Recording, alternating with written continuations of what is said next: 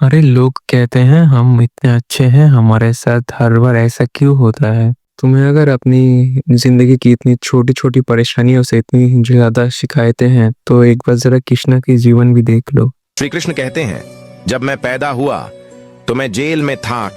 बहुत भयंकर बारिश और तूफान आ रहे थे। मुझे मारने की तैयारियां मेरे जन्म से पहले ही हो चुकी थीं।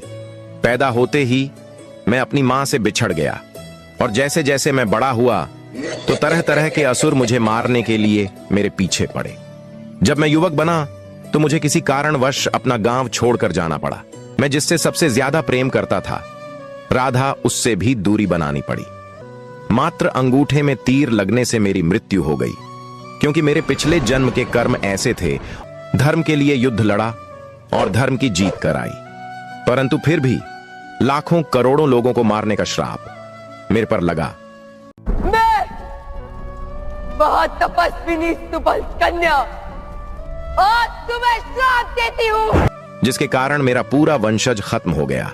और मैंने फिर भी इतना कुछ झेलने के बाद भी कभी भी शिकायत नहीं की और ना ही कभी किसी का बुरा चाहा। फिर भी मैं हमेशा सबका भला करता चला गया।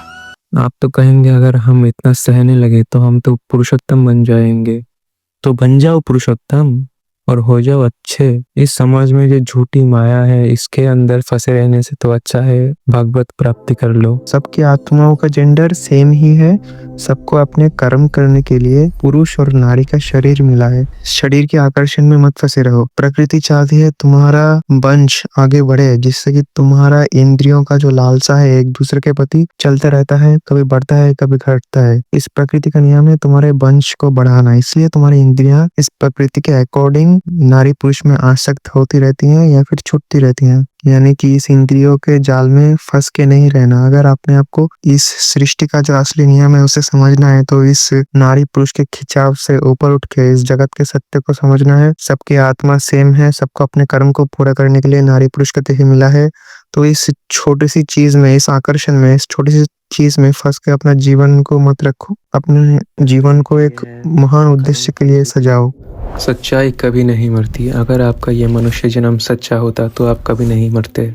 आपको सिर्फ मनुष्य जन्म में 100 साल तक रहना है, मगर आपकी आत्मा का आयु 100 साल नहीं। आपकी आत्मा बहुत पुरानी है। आपकी आत्मा ने बहुत सारे जन्म लिए हैं और आगे भगवान की इच्छा जो होगी आपको वही करना पड़ेगा। सिर्फ 100 साल के मानव जन्म के लिए इस जगत के आत्मा के सत्य को ठुकरा नहीं सकते। आत्मा का सत्य ही असली सत्य है। तो प्यार से बोलो राधे राधे।